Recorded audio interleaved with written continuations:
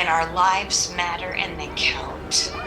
And sometimes the person we think is the least significant may be the most strategic. So I think, that gives me hope.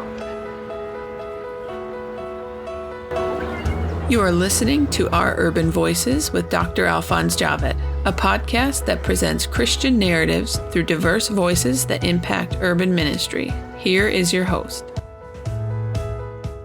Hello and welcome back to our Urban Voices. I'm your host, Dr. Alphonse Javed. Today, I am joined by our guest that was here last week as we continue to talk about manhood. I am very pleased to have our guest again with us. We have Carolyn Custis James with us, the author of Maelstrom. Focuses on the counterculture design that God has for men. Before we jump in, I want to invite you to listen to the previous episode. This is just the continuity of that episode. So welcome back, Carolyn. How you doing? I'm doing well. Thank you. I'm thrilled to be back again and in discussion with you. Thank you. All right, so let's continue our conversation. And the question I want to ask you, we left our conversation. I asked you about how and where has the church moved away from Jesus' model of manhood. In comparing what we see in the culture, what is the picture of manhood most often seen in our society here? Okay. We embrace patriarchy, and it's gotten us into all kinds of trouble. I mean, when you think about all of the abuse that has taken place in the American Protestant church, that's an abuse of power. Right. And power is intended to be a blessing. And when you look at the lives of these men in the Bible that I talk about in Maelstrom, they end up using their power for God's good purposes in the world. They use power. Boaz is an extremely powerful man, and so is Judah. They follow a different road.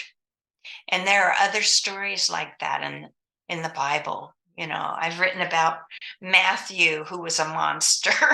He was a tax collector, and he was cheating everybody and pocketing the proceeds.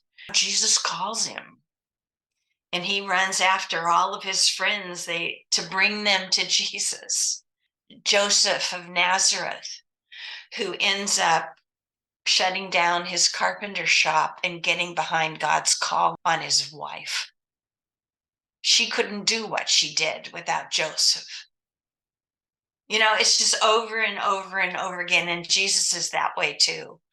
He's not trying to take over the temple, and he's not trying to beat the Romans. He's trying to please his Father. That's what he's doing. In your view, how and where has the church veered off the path that way we were pursuing Jesus's model of manhood, and suddenly it's no longer true? What happened? Where do you see? Yeah. I think we've lost our way. And I think that the pull is always to pride and power and control and authority. I mean, you hear pastors say this, I have authority. I got into a debate with a pastor. He wanted me to come and talk in his church about the things that I was learning. And he kept saying, but I'm the pastor and I have authority. And I said, what if you change the word authority to responsibility? Because that's what you have. You're the shepherd. You're supposed to care. It's not about authority. I think what I'm learning is that the gospel and the calling that we have as Christians is more subversive than we would ever imagine. And we have a hard time breaking from our culture and from our pride. And, prosperity gets in the way, where we don't think like Jesus. And, the gospel isn't just, it's not, okay, now you've got your ticket to heaven. It's about becoming something radically different here. And, you have in the Bible, God's not always working through people who are important. He works through Ruth. I mean, the book of Ruth completely changed my story, because then, scholars started saying Ruth is leading the action, and she's not doing it for herself. She's doing it for Naomi. And every bit of it is risking her life. Right. I mean, Boaz had to tell his workers, don't touch her. What's that about? It's that we look and see what's happening in God's world, and we grieve with him. Yeah. And we try to do what will make a difference. And every human being is important to that cause. In the Bible, God can use a child. He can use a woman. He can use a foreigner. He can use an immigrant. Naomi was a refugee, and she goes through all kinds of struggles, but her theology deepens, and it needs to, because she's going to raise the grandfather of the king. And her theology is about God's love, his hesed, his self-giving love. And she finds out that it hasn't stopped for her through Ruth and Boaz. And she raises this little boy on hesed. And he passes that on to his son Jesse, who passes it on to his son David, who writes, surely goodness and hesed shall follow me all the days of my life. Yeah. A refugee and an immigrant, a scavenger.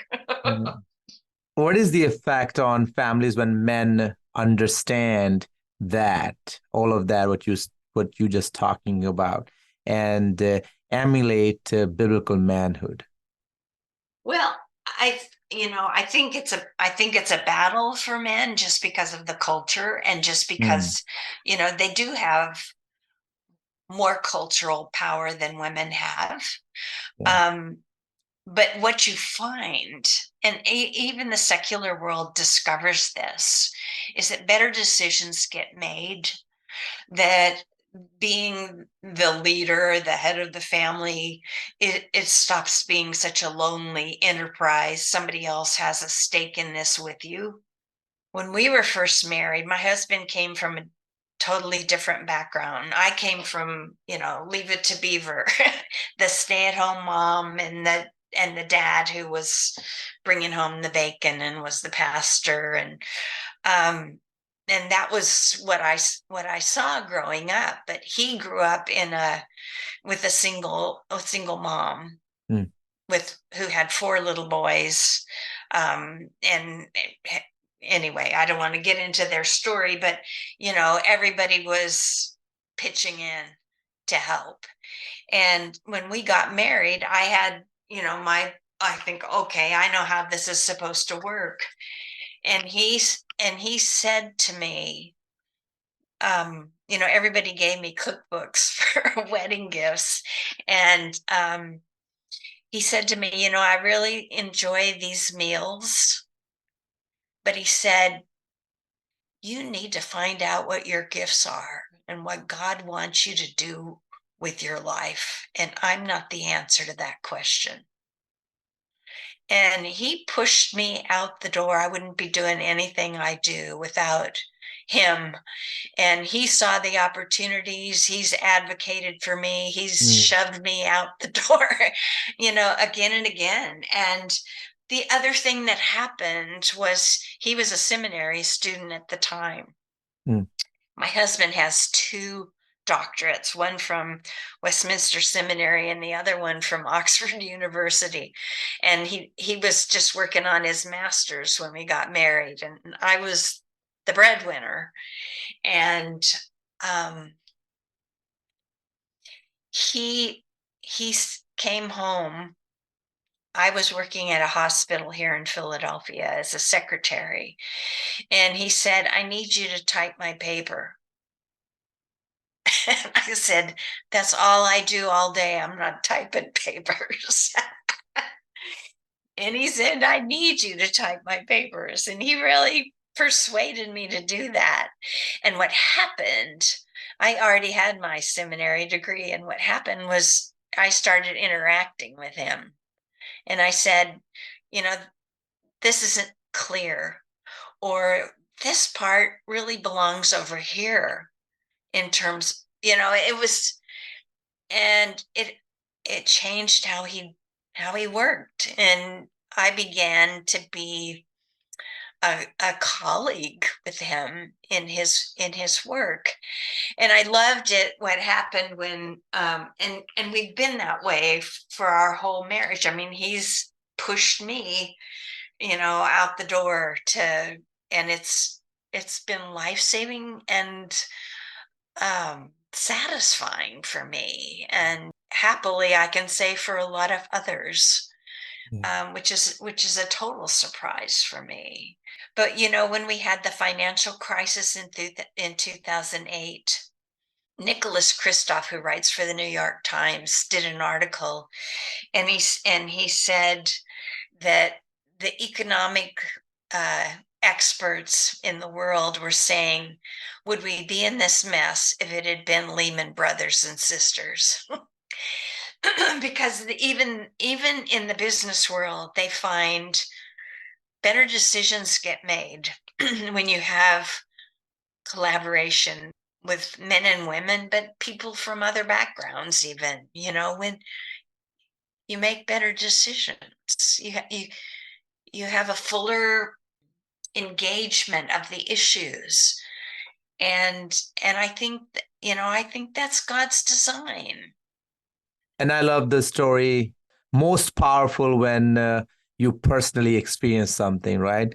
I love that how, the question I was asking was, what is the effect on families when men understand and emulate biblical manhood? Yeah. And the effect is that you are serving and he is serving, your husband is serving. And because of one thing, he was able to see and begin to do that. And I think that's what it takes to change society when family unit changes. Yeah. And one family unit and then the second family unit, and eventually the bigger picture, whether that is the financial industry or education industry or whatever industry that might be, it get better and better.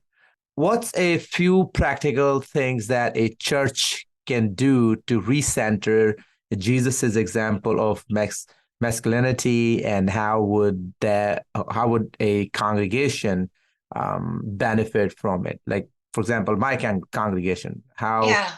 my congregation would benefit from. I think you have to talk about it, and not in ways. I mean, I used to have conferences for women who felt called to ministry leadership. There were all sorts of problems they were facing. They would get a seminary education and they might get a job in a church, but they would still be marginalized as on the leadership team. And it's sort of like they were being done favors by letting them participate, instead of saying, there's something that's been missing and now it's here. And it's not a competition. It never should be a competition. We should want our brothers to be the best they can be, and they should want that for us. We should people should walk into the church and say, what is going on here? They're it's a team. It's a team, and everybody's interested in what is each person bringing to the mix. And and it's not all that we have to have a job in the church. It's I saw a non-Christian man's article where he said he thought that Christianity was really innovative and radical and very subversive, because he said, every day of the week you fan out into the community. And I tell women, everywhere you are is a kingdom frontline, and nothing about you is insignificant. The kindest, smallest thing you do can ripple away into other people's lives beyond anything you would imagine. I mean, think of the people who have blessed your life that you never had a chance to tell. I mean, there have been people, or even who would never imagine the impact that they've had on me and how life-changing that has been, and how I've passed that on to others. And I don't think we begin to understand the significance and the power of a life given to God. I mean, look at Naomi. Look at Ruth. It went from Ruth to Naomi, to Obed, to Jesse, to David, to us. Yeah. It's I think we underestimate the power of the gospel in a human life and the impact of it. And so it's not about saying everybody needs to be, to have a job in the church. It's that we need to take our lives seriously. And one of the things that's been really interesting to me was another book that was about the importance of business, that the very work that we do when we go to work, whether it's, in a restaurant or in a business or in a hospital or in a school or out on the streets cleaning things up, whatever we do matters. It's part of a bigger picture. It's what God calls us. He calls us to all of creation. So, nothing is in. It's not just about witnessing or not lying on, telling lies on the job or being dishonest. It's about doing good work on your job. It's everything. So I think when we start to understand that we've become part of something much bigger than Sunday morning, but we need to be fed, we need to be nurtured, and we need to minister to one another. We need to find out who's hurting, or who's, they can talk about what they're doing on their job. It's the interface between church and Sunday morning and everything else is, you can't measure it. You can't know the impact of anybody's ministry. But this is how God works. He works through us. That's right. Carolyn, if listeners wants to get in touch with you, what are the easiest ways? Well, I hope people will read my books because, I'm writing about things that have really changed my life and have changed the lives of others. And I'm still asking new questions. There's more to learn. But I have a website, and it's just my name, CarolynCustisJames.com. Great. And they can contact me there. There's a way to send messages. Yes, that will be definitely included in the episode's descriptions. The last thing, we have this tradition on this podcast because we talk about heavy topics. I like to ask my guests to tell me a joke, actually tell us a joke, because the audience expect that too. But here's the deal. I was talking to our guest today, and she said, rather than a joke, can I give you a message of hope? So, Carolyn, why don't you go ahead and share that with us? Okay. Because sometimes jokes bomb. That's all right. But, for me, just knowing that God is at work, and God is going to prevail, that when Jesus came, he launched the kingdom, and we are part of that kingdom. Yeah. and our lives matter and they count. And sometimes the person we think is the least significant may be the most strategic. So I think, that gives me hope. And even when in light of all of the things that are going on in our world that are so discouraging, and even the state of the church is discouraging, we have hope because God is not giving up and he never will. Amen. Thank you so much for being on the show again. That was Carolyn Custis James, the author of Maelstrom, How Jesus Dismantles Patriarchy and Redefines Manhood. And thank you to all our listeners. We truly could not do this without you. If you learned something, have a topic suggestion, or would like to leave us feedback, drop us a note at oururbanvoices.com. Be sure to subscribe to the show and leave an honest review wherever you listen to your podcast. Tune in 2 weeks for more honest discussions from diverse voices.